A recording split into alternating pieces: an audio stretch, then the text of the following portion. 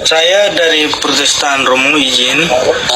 Saya sekarang dalam tahap pembelajaran Alkitab. Semakin saya belajar itu, saya semakin menganggap bahwa dengan apa yang Romo beritakan selama ini nih, itu benar begitu. Saya penasaran tentang hal tradisi begitu. Tradisi dalam kekristenan itu kan kami tidak pernah diajar oleh pendeta begitu, Romo. Oh, begitu ya. Ya, itu saja yang saya pengen tahu gitu. Oke. Sekarang kita harus berdoa. Aku percaya akan Roh Kudus, Gereja Kristus yang kudus, persekutuan para kudus, pengampunan dosa, kebangkitan badan, kehidupan yang kekal.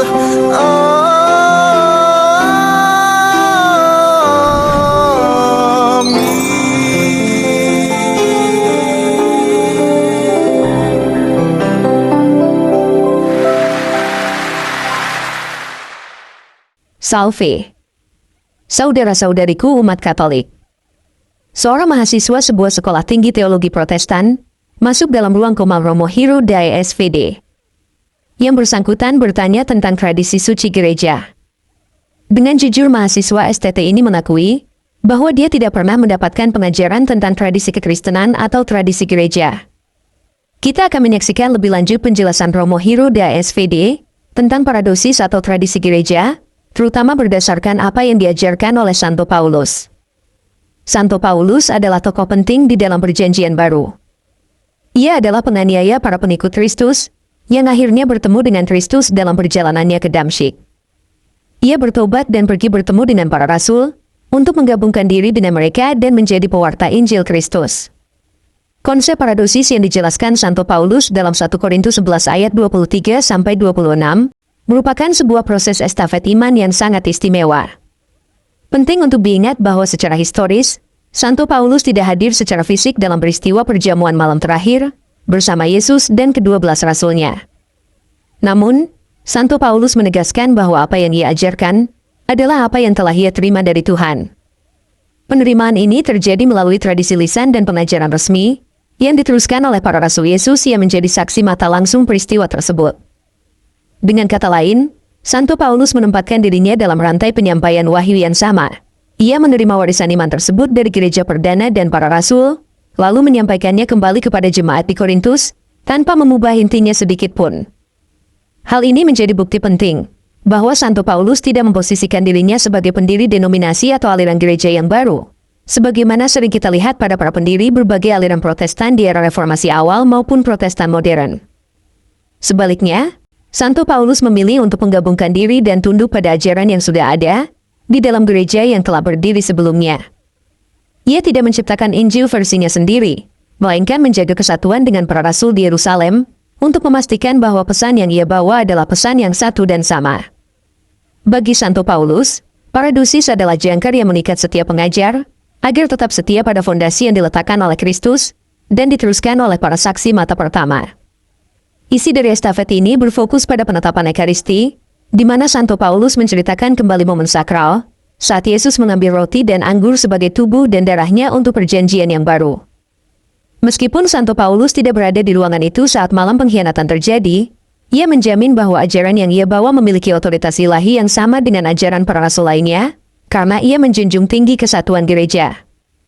Melalui paradosis ini, Santo Paulus memastikan bahwa makna pengorbanan Yesus tidak luntur, sehingga jemaat dapat terus memberitakan kematian Tuhan sampai ia datang, dengan cara yang benar dan sesuai dengan sumber aslinya. Sekarang mari kita mendengarkan penjelasan Romo Hiro Dai SVD selengkapnya. Jangan lupa like, subscribe, dan share video ini ke semua saudara, keluarga, dan sahabat Katolik, agar iman mereka semakin dikuatkan. Sekarang kita harus tahu apa itu tradisi. Secara biblis, tradisi itu didefinisikan oleh Paulus. Ini penting sekali, paradosis. Pertanyaan saya kepada saudaraku, Paulus dia ada waktu malam perjamuan akhir atau tidak? Ada. Boleh. Malam perjamuan terakhir Paulus ada tidak?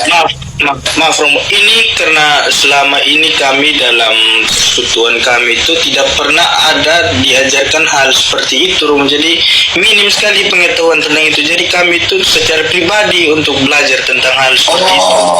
Oke. Ingat, saya cerita sedikit Paulus. Paulus itu baru bertobat di Kisah bab 9. Bisa mengerti? Di Kisah bab 9 dia baru bertobat di situ.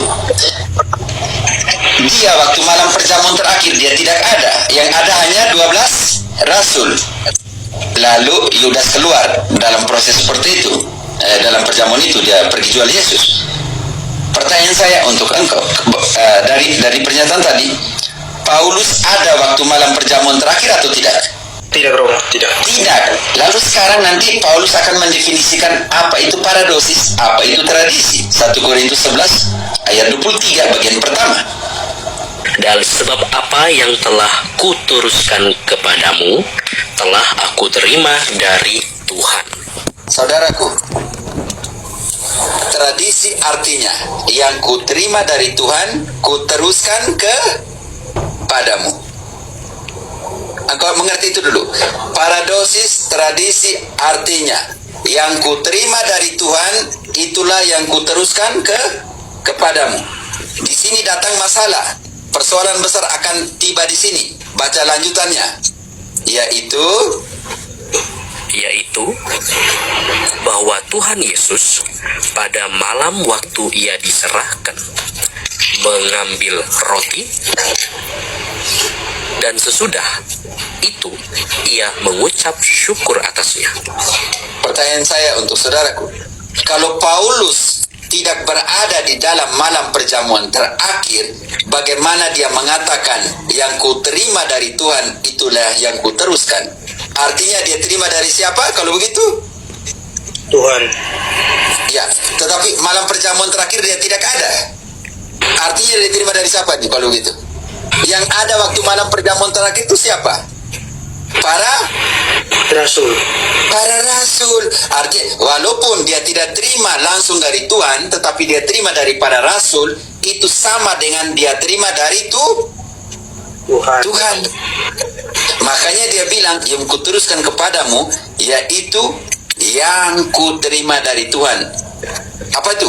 Waktu malam perjamuan terakhir. Lalu orang tanya, Paulus, lu gak ada waktu itu? Oh, perintah itu diberikan kepada siapa? Kisah 1 ayat 2.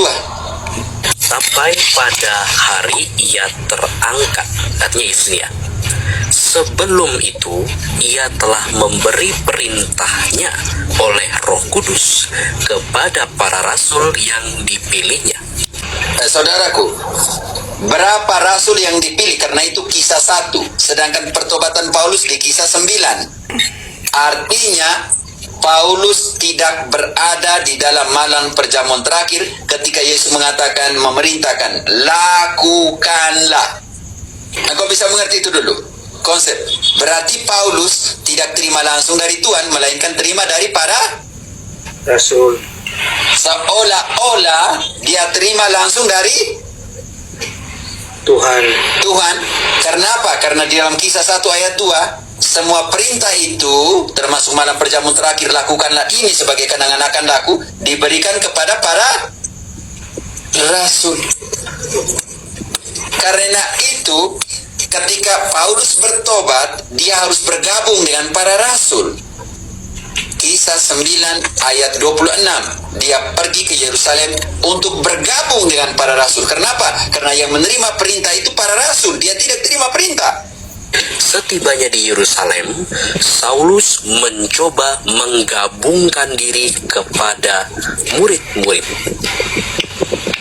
Tetapi semuanya takut kepadanya, karena mereka tidak dapat percaya bahwa ia juga seorang murid. Tetapi Barnabas menerima dia dan membawanya kepada para rasul. Tahan di situ. Tahan di situ. Barnabas yang sudah kenal para rasul, dia membawa Paulus kepada siapa? Saulus kepada siapa? Kepada para rasul. Oke, Barnabas menceritakan, lalu Paulus tinggal dengan para rasul atau tidak? Lanjut. Menceritakan kepada mereka bagaimana Saulus melihat Tuhan di tengah jalan dan bahwa Tuhan berbicara dengan dia dan bagaimana keberaniannya mengajar di Damsyik dalam nama Yesus. Sekarang, dan Paulus Ya. Dan Saulus tetap bersama-sama dengan mereka di Yerusalem dan dengan keberanian mengajar dalam nama Tuhan. Pertanyaan saya untukmu, saudaraku. Paulus memecahkan diri dan buat denominasi atau bergabung dengan para rasul? Bergabung. Oke, sekarang pertanyaanmu, kalau begitu, ketika Paulus omong tentang tadi Ekaristi, pemecahan roti dalam 1 Korintus 11 ayat 23 tadi, dia tidak terima langsung dari Tuhan, melainkan dari para Rasul.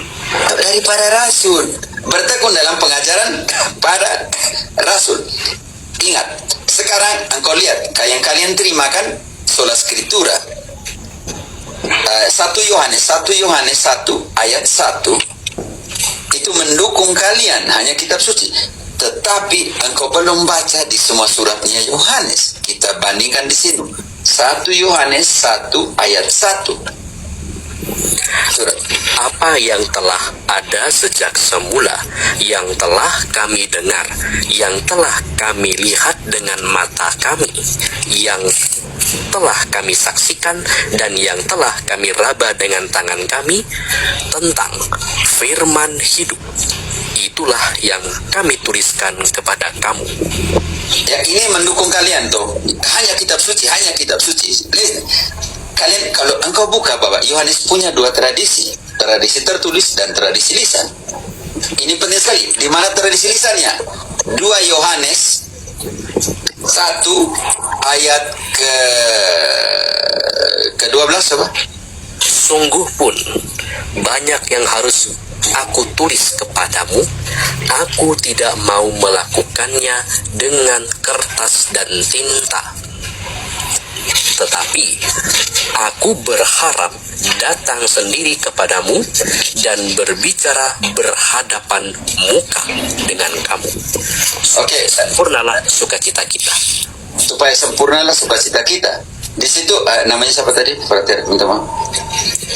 Afdo Palandima.